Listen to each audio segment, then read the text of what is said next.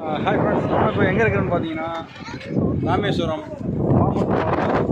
Traffic நல்லா இருக்குது. ஏராளமான மக்கள் டூரிஸ்ட் பிளேஸ் நிறைய பேர் வராங்க.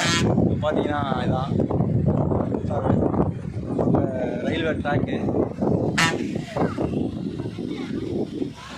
பாருங்கள். அங்கிட்டு ஏராளமான போட்டு இந்த மாதிரிலாம் நிற்காங்க.